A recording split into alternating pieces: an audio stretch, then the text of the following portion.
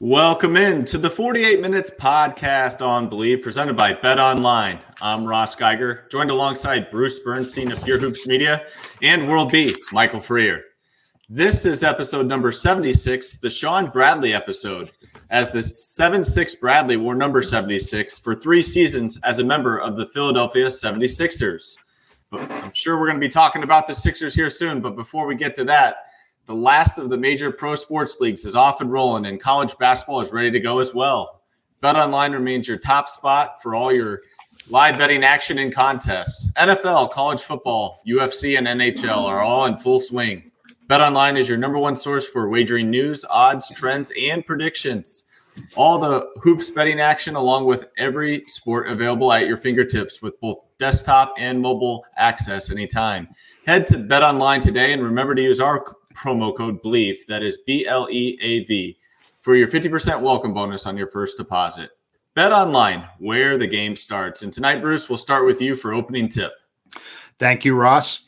As our 48 Minutes listeners well know, I've never been a fan of James Harden. The closest he ever got to a championship was 12 seasons ago when he was coming off the bench for OKC. In 2012, he won Sixth Man of the Year, and the Thunder made it to the finals against the Heat, but they got smoked in 5 games. While that season propelled him to a larger role in a Hall of Fame career, he still doesn't have that chip. So when he was dealt to the Clippers and joined the over 30-plus club, there was talk that this move would put the Clips into the Western Conference Finals. I was a skeptic and predicted it wouldn't work. And while the sample size is small, so far it hasn't. I said at the time that I felt Clippers owner Steve Ballmer probably pushed for the Harden deal for marketing reasons, and the front office had to comply even if it didn't improve the team. I just don't see the Clippers finishing higher than 5th in the West as currently constructed. However, if James were coming off the bench and playing against second stringers, it might give the Clips a boost, and he could get himself going too. It worked in 2012, so maybe Ty Lue should give it a try. There's a famous cliche that might apply here. What's old is new again.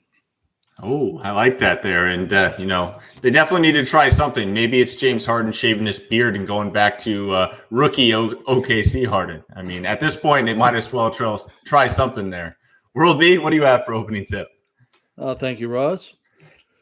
We're going to talk about his team a little later in our podcast, but I wanted to give a shout out to Steph Curry.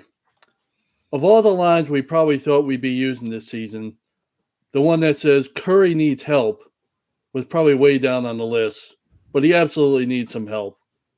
Curry's at the age now, 35, where most players are either out of his league or looking for a nice reserve role to finish out their career.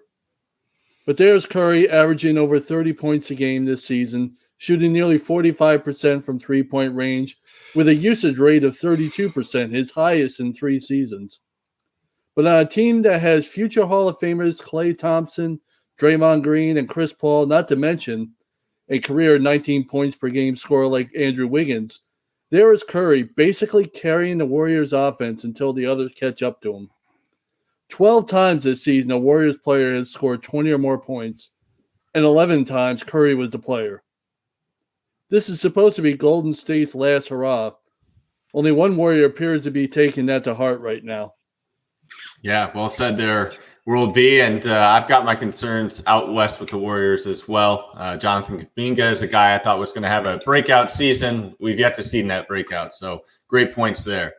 As for my opening tip, I bring yet another question to you guys, and goes back to last week with the Toronto Raptors taking exception to the Celtics head coach Joe Mazzulla using a coaching challenge of 27 points with 3 minutes and 39 seconds to go in a game. Mazzulla backed it by stating he has to take responsibility. He has to have a responsibility to his players and obviously, defend those guys. Now, on the other side, former Celtic guard Dennis Schroeder stated, "You won. You shouldn't have disrespected us like that." So both of you being Mazzulla fans, I ask you, was that disrespectful, Bruce? I just thought it was lame.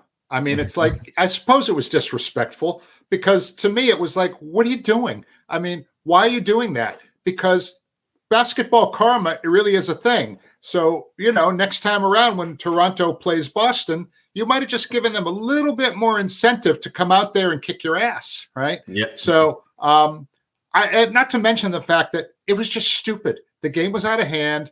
And look, by having an extra play instead of just running the clock out, what if somebody stepped on someone's foot and twisted their ankle? I mean, the idea is to get off the court, into the locker room, and be done. To me, it was just lame. Yep. World B?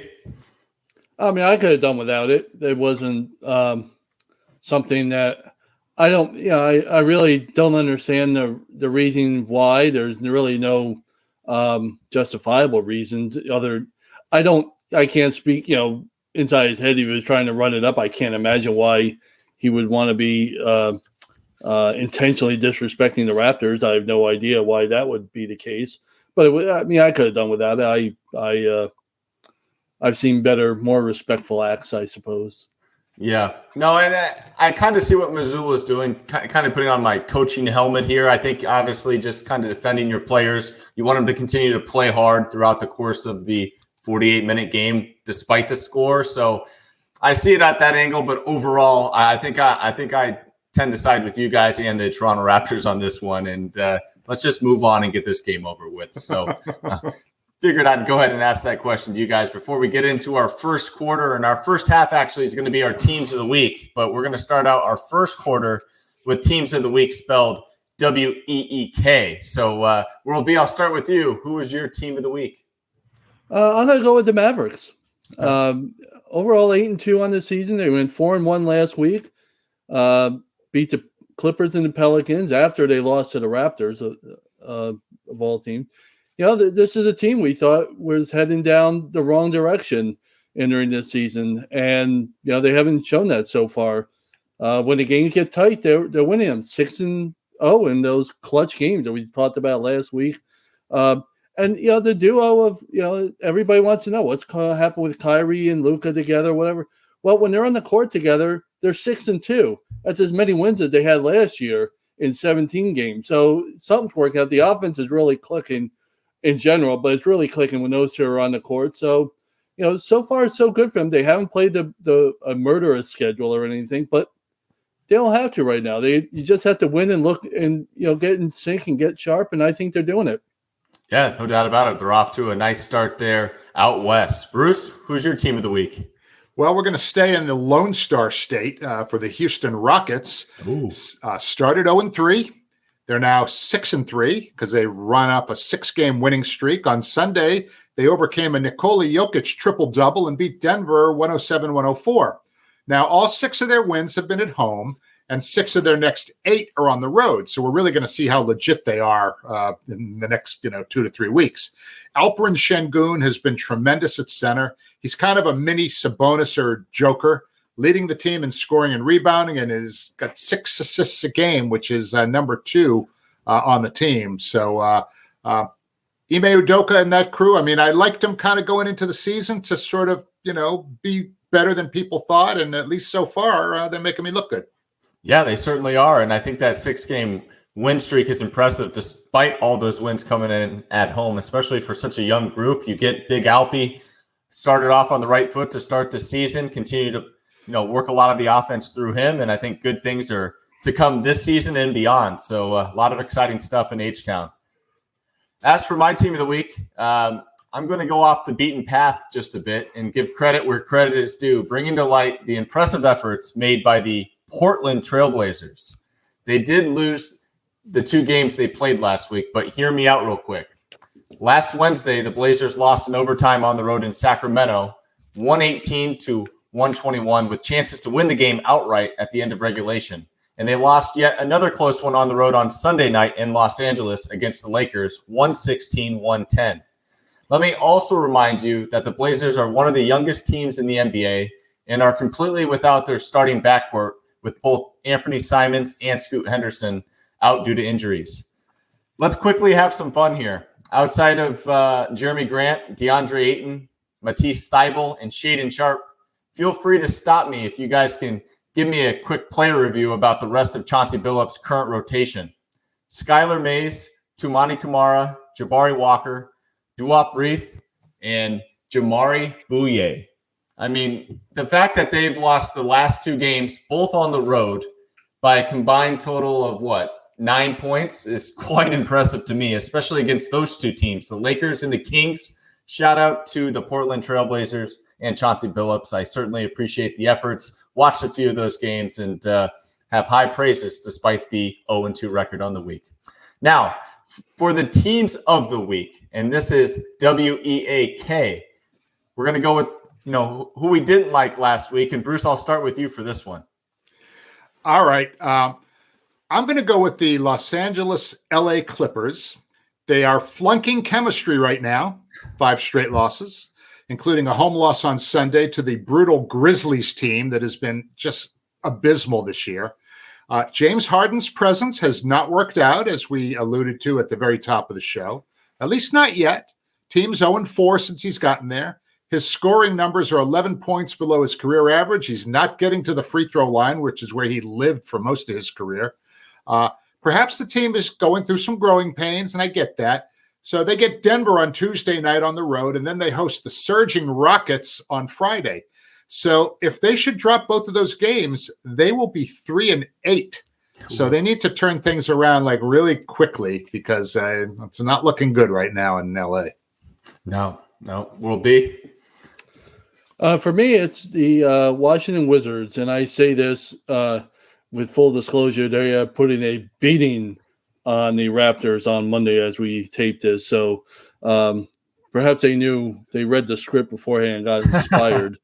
But in any event, they lost 6 of 7, and their only wins prior to Monday were against Memphis and Charlotte. So I don't know if you get half a win for each of those. I don't know yet, but they did come back from, they showed some heart Sunday, came back from 17 down in Brooklyn, made that a game, whatever, ended up losing anyway. But, they were down big and they made that a game. They actually held Brooklyn under a point per possession.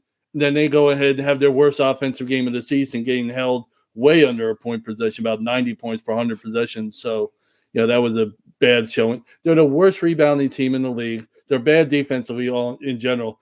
They got outscored in the last 2 games, 53-14 in second chance points.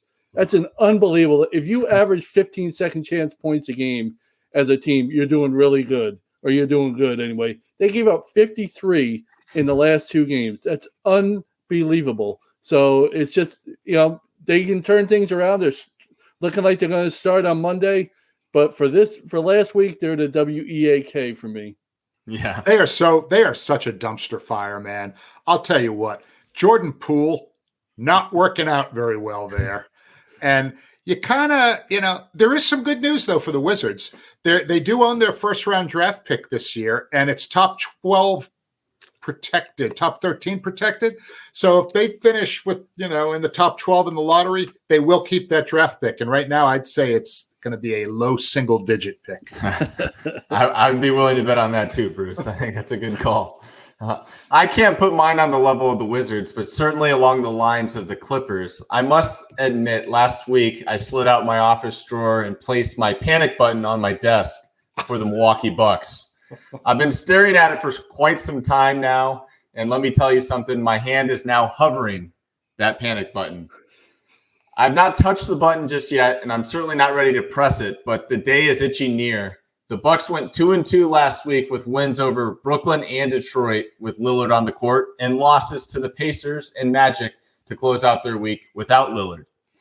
But having watched these games, there's not much to really like about this team right now. The defense has been terrible. They're currently ranked 25th in defensive efficiency, and the offensive side of things has been a huge struggle as well outside of Giannis. They're currently ranked the 21st offense in efficiency. What's worse is I'm having a hard time seeing the glimmers of hope with this team. While Dame has had a few Dame time clutch moments, this team looks nothing like a title contender early on, and the statistics support it. There's still plenty of time to sort things out and allow Adrian Griffin time to adjust to the new coaching duties, but I'm in desperate need of a sign here soon. Even with Damian Lillard on the court healthy, they've been mediocre at best. You guys have any? Yeah. Ross, what the heck has happened to Khris Middleton? I mean, he was always the number 2 guy there and was great in that role. So moving down to number 3, I was just thinking, man, this guy, he's not going to have his numbers as he's used to, but he's going to be so efficient, and he's going to be, I mean, he's a mess. He's averaging 11 points. He's not even playing 19 minutes a game, nearly 6 points below his career scoring average, and he hasn't played this few minutes since his rookie year. If Adrian Griffin's got some jobs to do, I mean, right near the top of it is figuring out how to get that guy back on track.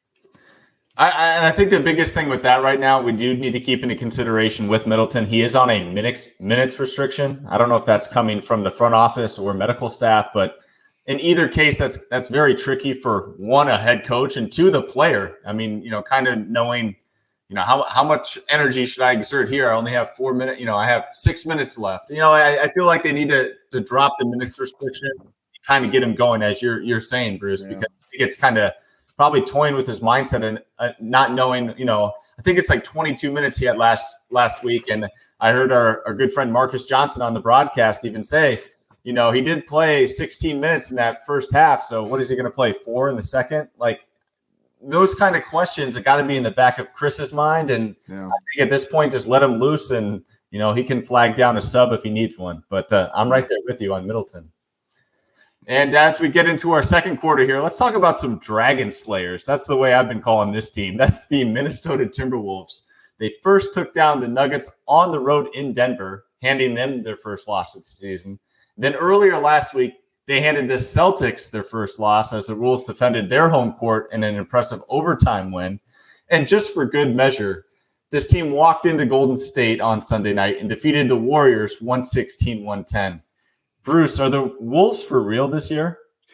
Yes, and the reason they're for real is they are a grind-you-up defensive team all of a sudden. You always sort of thought of Minnesota as kind of like, Anthony Edwards, great. Karl Anthony Towns, kind of a soft big. Rudy Gobert, we were wondering, was that just trade a complete disaster for them with all they gave up? But they are number 1 in the league in fewest points allowed, and they're number 3 in the league in point differential. They're winning games by an average of almost 10 points a game.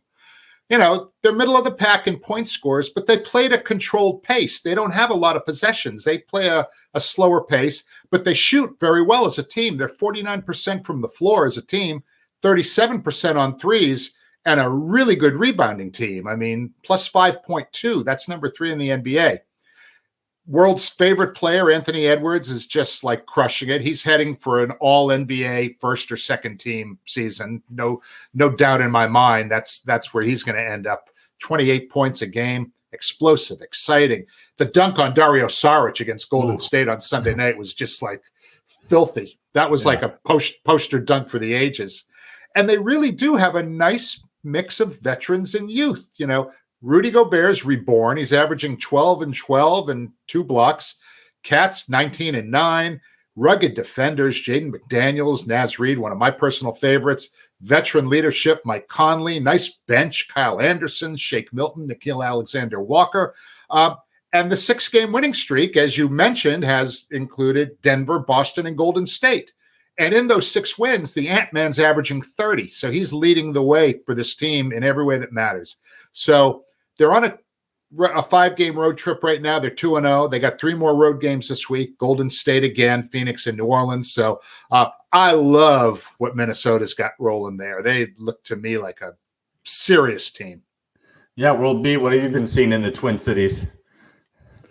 Well, as Bruce mentioned, they're the number 1 defensive team in the league, just averaging allowing just over a point per possession, which is really, in this day and age of the NBA, is really special. But if you look back, they've really improved their defense ever since Chris Finch got there. Their defense has really improved. They were right near the bottom right before he came on board, and they've gotten steadily better. They were a top 10 defensive team last season, and they were just there. We didn't give them a whole lot of attention because they didn't have this kind of success, this kind of run. Yeah, Rudy and Cat are working really well together. They're really working well on the offensive end. When they're on the court together, Minnesota's averaging 117 points per 100 possession, which is a really good number. And they're shooting about almost 60% effective field goal percentage when they're on the court. So they're really getting it done. Anthony Edwards, they have some nice roles now. I think it's pretty much established that Anthony Edwards is the man on this team. He's their star. He's the guy that's going to get the points. He's going to get them early. He'll get them late. When they need a basket, he'll be the guy. But and the other thing is, too, and Bruce mentioned, they're really big. I mean, this is a big, big team. In this day and age in the NBA, you don't have a lot of teams that are that big. And that, between Cat and Rudy and the guys on the bench, Naz Reid, they can really go big on you. And athletic, obviously, with Cat and Rudy, they're pretty darn athletic. So you get bigs like that who are that athletic, and you play the defense they play. Yet I think they have staying power this year. Yeah, I totally agree with you there. And I think the biggest thing for this young group, especially a guy like Edwards, obviously coming off a successful summer with Team USA, is the fact that they're really kind of all establishing their roles here early. As you alluded to, Anthony Edwards knows at the end of games, the ball is going to be in his hands. They've played these tough top teams in the NBA. Who are they scared of now? They've already beat the Celtics. They've already beat the Nuggets. They beat the Warriors, who are they're still the iconic dynasty team.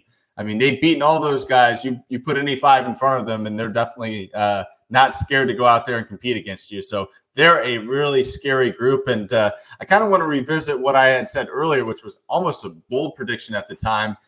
How am I pacing for Anthony Edwards potentially being a starter in the All-Star game? Do you have any thoughts on that, Bruce?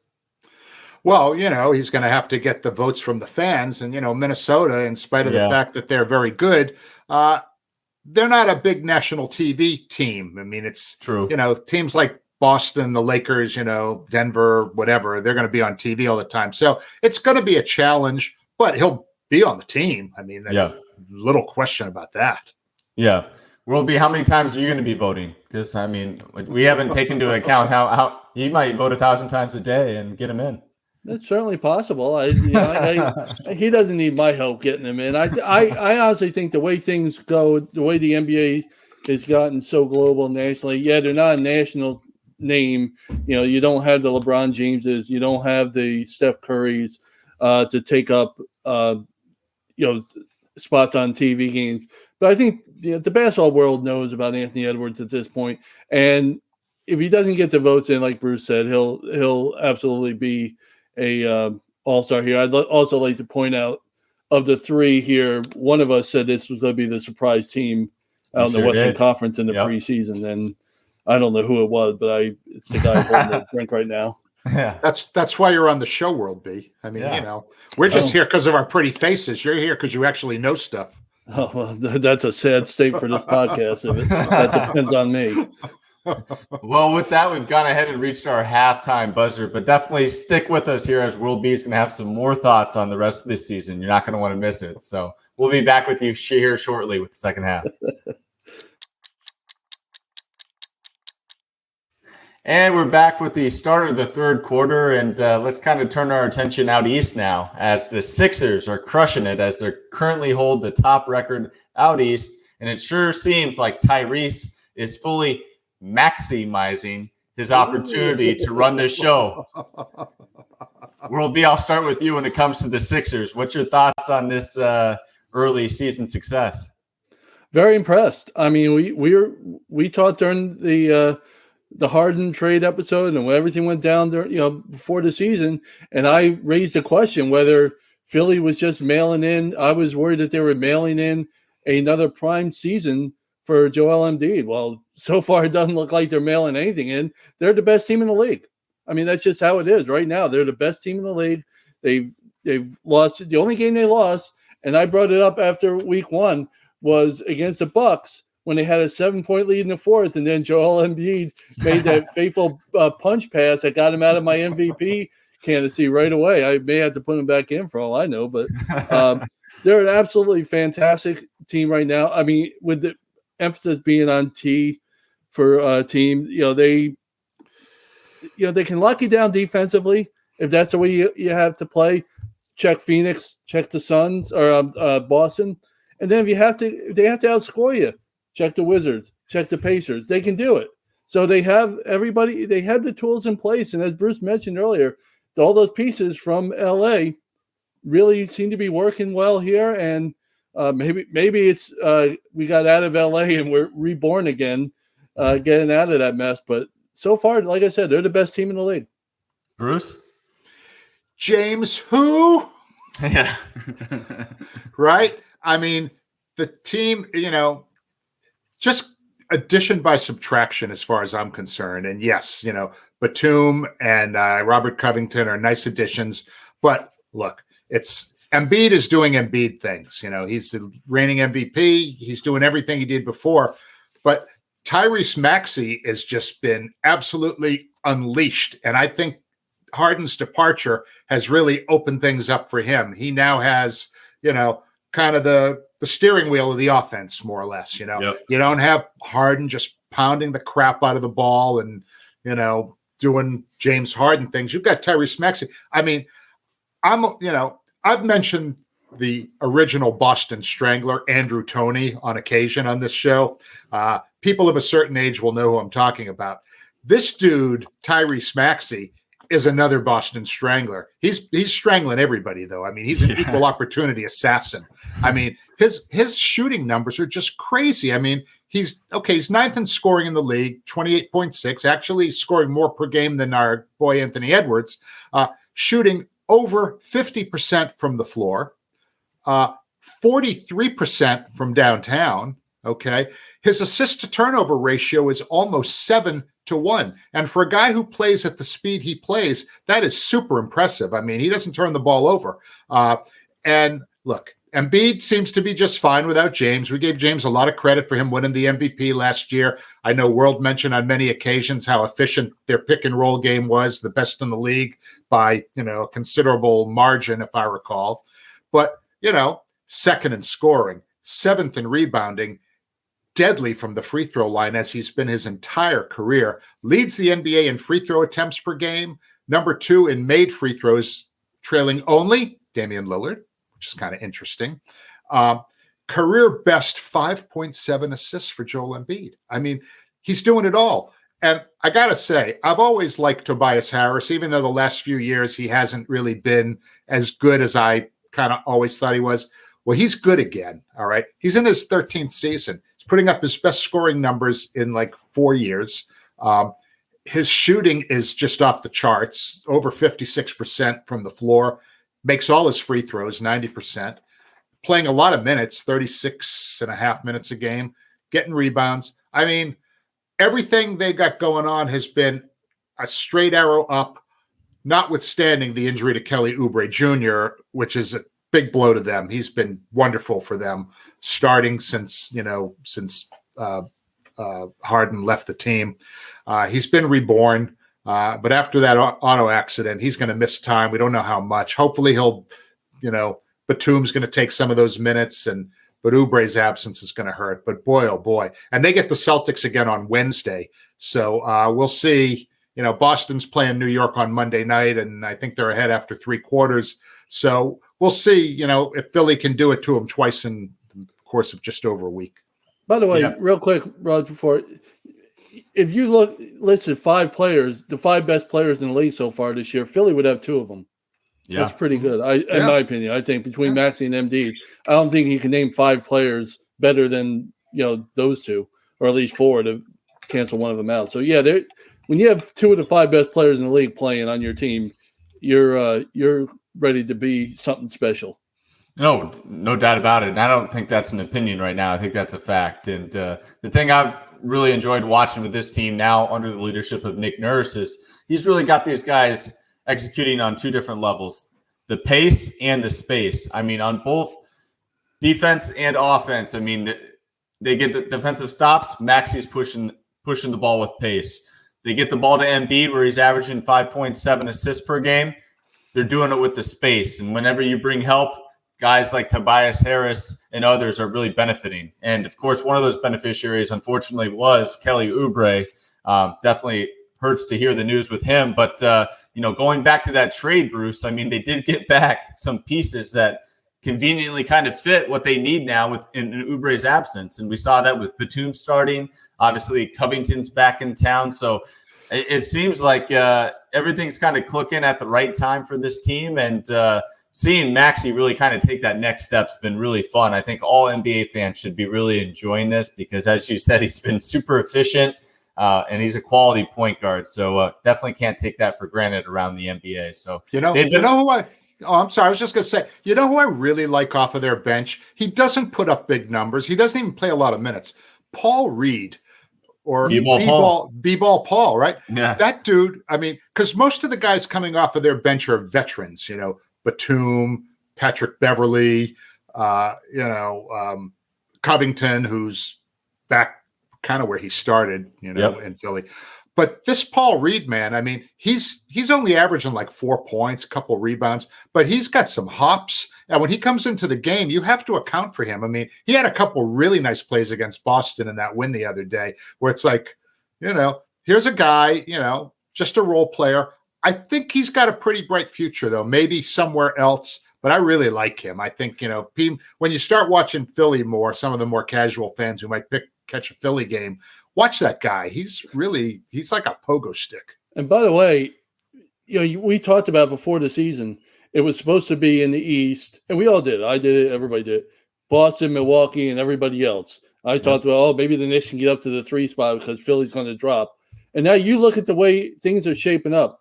Phoenix was supposed to be a dominant team. They haven't gotten going. Milwaukee certainly hasn't gotten going. The LA teams haven't gotten going the way we thought. Denver's playing the way we thought they'd play. Boston's been pretty. After that, Philly is right there. They're not only there in terms of the East. I mean, they're an NBA title contender right now. And why not? When you look at the way the landscape is in the NBA, why can't they think NBA title in Philly right now? Yeah, no, I mean, that's a great question. And Daryl Morey, let's not forget, has those picks now. He can go make a splash around the deadline and add some more firepower to this team if he so chooses. So lots to look forward to, interesting stuff in Philly. But in the short term, as you mentioned, Bruce, tough week for the Sixers.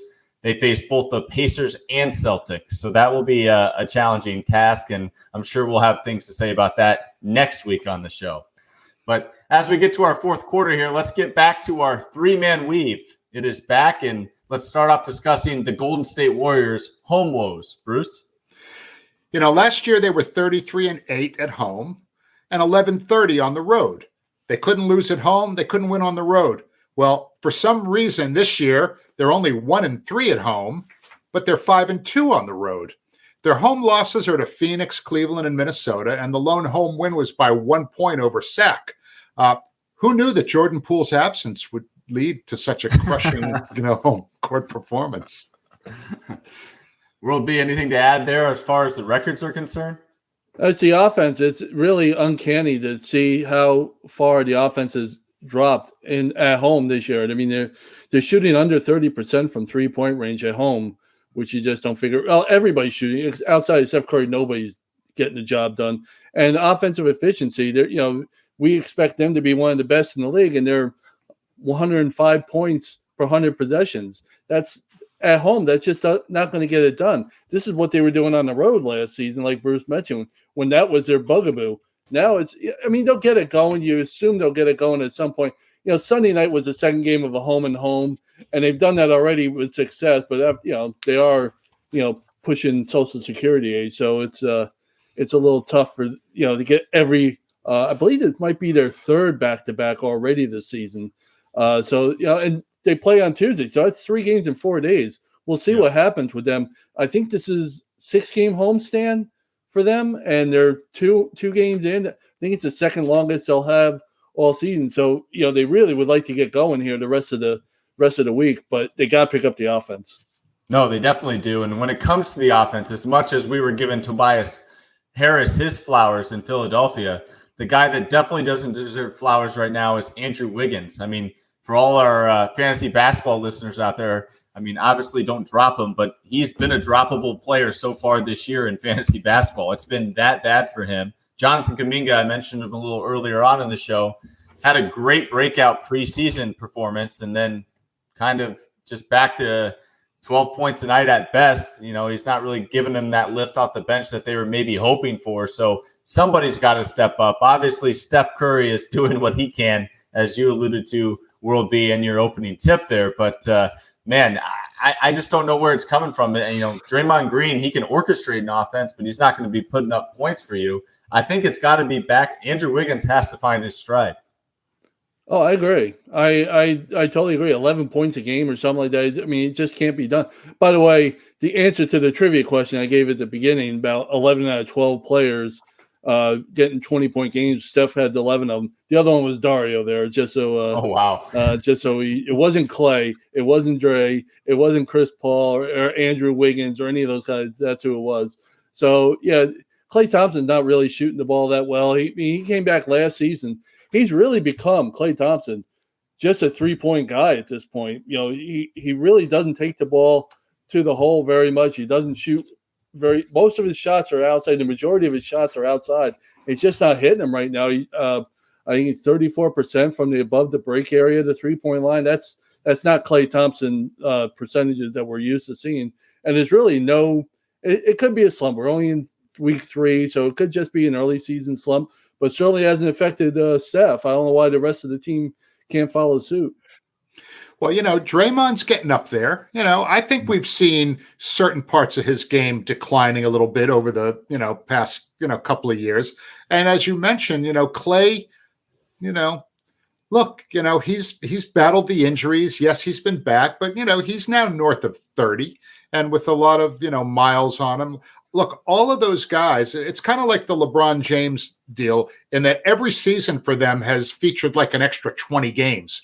So, because of all the playoff games. So those guys, they have even more miles on them than a normal, playoff team or, someone like Zach LaVine who never plays a playoff game. Their seasons are always very long. So you could start to see, a little bit of the age creeping up on those guys. Yeah. On the other hand, Clay's in a free agent year, I believe. I think he wants a big money coming out, his last big shot, a big contract. So this isn't the way to go about it right off the bat. Maybe the Knicks will pay him. No, I got it. The Charlotte Hornets. He's not broken down enough just yet. Just like with LeBron James. LeBron James isn't there just yet. LeBron's got to, when he gets to be like 45 or something, he can only play about 10 minutes a night. Then the Knicks will give him the $40 million a year that he covets. But until then, same thing with Klay. He's close now. He's closing in on being on the downside, but not quite there yet. Hey Ross, I think World B is clearly the snark king of this show. Oh, for sure. He definitely is. That's you need good material, that's for sure. And the Knicks front office certainly supplies that. Well, I was going to add, I'm going to give the Knicks a free pass here. It would be so much like the Charlotte Hornets to not draft Scoot Henderson because you have LaMelo Ball. Now have Brandon Miller, who's playing pretty well for the start of his rookie year, and then go sign Klay Thompson to kind of disrupt that progress Brandon Miller is making. I could see Klay Thompson getting a max deal from Charlotte, kind of following the lines of Gordon Hayward. So keep a lookout for that. I'll be on the edge of my seat for that one. Well, as we move on here with our 3-man weave, we'll make another pass here to Tim Hardaway Junior of the Dallas Mavericks, who's now entering the 6th Man of the Year award conversation here early. He's currently tied for 3rd in the league with an average of 3.5 triples made per game. Bruce, what have you seen from Timmy Hardaway Jr.? Well, everybody will give most of the credit for Dallas's hot start to the 2 guards, and rightfully so. Although I would also throw in Derek Lively at center, who's been really a nice, rookie big for those guys. But Tim Hardaway Jr., man, that guy is like adrenaline coming off the bench. I mean, he's averaging almost 18 a game. 4th, as you mentioned, in the NBA with 3.5 threes a game. He's jacking up like 9 of them a game. So, I mean, he's got a green light to shoot him, and he's making them. He and Karis LeVert, top 2 scorers off the bench in the league, although LeVert actually started 1 game. But Tim has started no games. So he truly is a 6th man. 3rd leading scorer for those guys after Luka and Kyrie. And Ross, I know he's somebody that you're well familiar with. Yeah, no, I spent some time with Tim in New York when I was a video coordinator there. Nothing but great things to say about him as a person. And truly, I'm glad that he's found kind of his home in Dallas. And I really always kind of felt he was more of a elite off the bench type scorer. I mean, he's a luxury to have off your bench, knowing he can give you 20 to 25 points a night if he gets going from behind the line. And really happy to see things working out for him in Dallas because, as you mentioned, he's been a huge part to their success. World B, anything to add on Tim Hardaway? Oh, no, he's been great. And as Bruce mentioned, the Mavericks have responded when he's on the court. I mean, they're averaging 122 points per 100 possessions. That's a really impressive number. Now, the Mavericks are one of the top offensive teams in the league, so anybody on the court is going to kick butt there. But, yeah, I mean, 38% on threes, 17, almost 18 a game. He scored 15 points in 9 out of 10 games this year. And, he's, once again, another living example of once you get away from the Knicks, your career just blossoms. Yeah. All right. And last but definitely not least here on the three-man weave is, much like Borat, the Pelicans are missing CJ McCollum, that is. I don't know how many people watch Borat there, but I had to throw in a little zinger for you. But McCollum's been out for the Pelicans. They've obviously been struggling. Their last loss came on Sunday night against the Dallas Mavericks. Bruce, what's your thoughts on the Pelicans without CJ? Well, they were 4-2 when he was playing, and then he got hurt, and they're 0-4 without him. In those first 6 games, he led the team in scoring 4 times. He led them in assists 4 times. But it's not just his scoring that's missing. It's his presence. I mean, he's the veteran starter on a team that's very young and really misses his on-court leadership. In the games he played, the Pens were, outscored by about 3 points a game. But that's kind of skewed because they had one game where they got completely blown away. So they were holding their own. But in the games that he's missed, they're being outscored by more than 13 points a game. So, they need that kind of veteran presence. He's still a bucket getter, averaging close to 22 a game. But, there's no coach on the court on that team if CJ McCollum's not in the lineup. Yep, no doubt. Will be. Yeah, I feel bad for the Pelicans and the fan because it's not just CJ they're missing. They don't have Trey Murphy. They don't have Jose Alvarado. Herb Jones has missed time. He's a valuable defensive guy on the bench. Ingram's missed 3 games. Zion's missed a pair of games. They just have not had their full allotment of players. And it's a real shame because we talked about last season before Zion got hurt and they had everybody. They were the best team in the West. It wasn't the Nuggets. It wasn't the Clippers. Anybody. It was the Pelicans right before Zion went down. The big 3 for them, CJ, Zion, and Brandon Ingram, they've only been on the court together for 61 minutes. And in those minutes, the Pelicans are only averaging 90 points per 100 possessions. That's a really low number. That's like bottom of the league number if you did that for a season. So you want those guys to get on the court, playing together, and let's see what they can do. Because I think if everybody's in the lineup or on the court, they really are a very good team and going to be hard to beat if everybody gets healthy again. Yeah, great points there will be. And I think with Jose Alvarado being out, especially at the same time as CJ has really hurt this team. Of course, they're starting their young UConn sharpshooter Jordan Hawkins at point guard, which isn't even really his position. But I think if they can get Alvarado back on the court here sometime soon, we're going to see a dramatic difference in that offense just to have a floor general out there. I mean, just lacking that, you're going to struggle offensively, just not having a point guard out there at any point in time. And I know Ingram does a good job distributing at times too, but right now he's had to pick up even more of the scoring load with CJ McCollum out. So I've got more to come on the Pelicans in my final thought. Before we get to the final thoughts, I do have my best bet segment, and I've got 3 underdogs I like to cover most spreads. And number 1, I'm going to start off with the team I teased at the opening for my team of the week, and that is the Portland Trailblazers.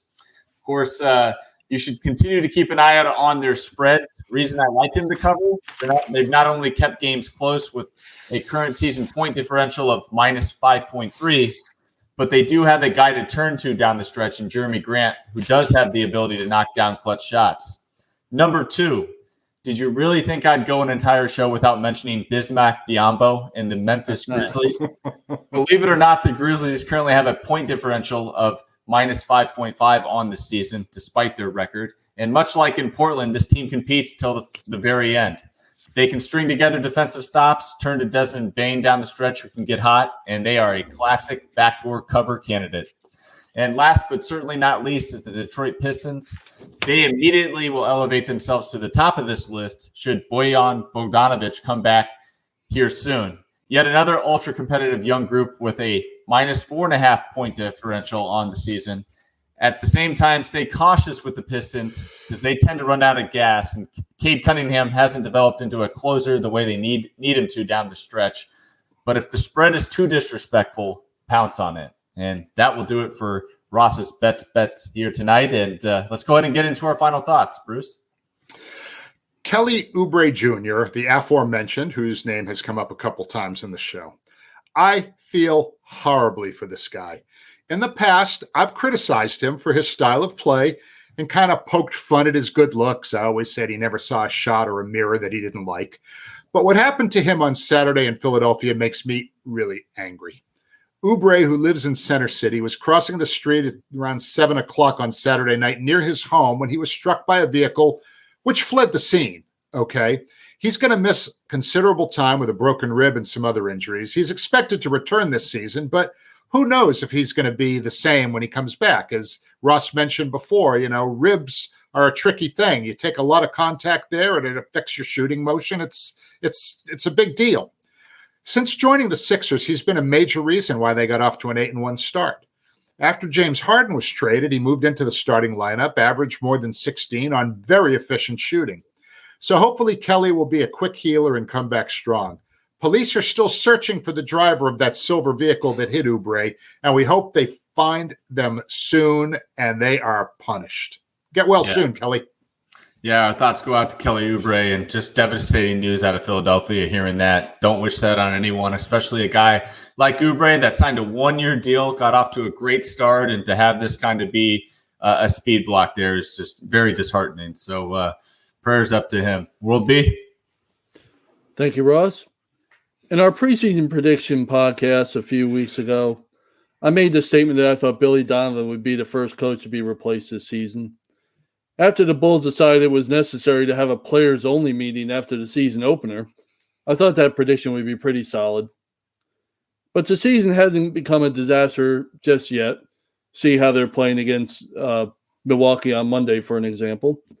They entered Monday just 4-6, although beating the Raptors, Pacers, Jazz, and Pistons is not exactly a resume builder. But the offense is improving, and in this league, if you can get your offense going, you'll have a chance. But in one of the most mystifying statistics of the season, the Bulls are getting outscored by 17.3 points per 100 possessions when their version of the Big Three, DeMar DeRozan, Zach LaVine, and Nikola Vucevic, are on the court together. Chicago's season has not become a disaster yet, but if the Bulls can't get those three going together, my preseason prediction about Coach Donovan will probably come true. Good point there, Will be. And I think as we began taping tonight, I took my last peek at that box score, and I think DeMar DeRozan in the first quarter was 0-6 from the field. So I can't figure it out. I mean, they're all good players. Yeah. And they just – and it's – by the way, not to keep going, it's the third straight season that they're getting outscored. The Bulls are getting outscored when they're on the court.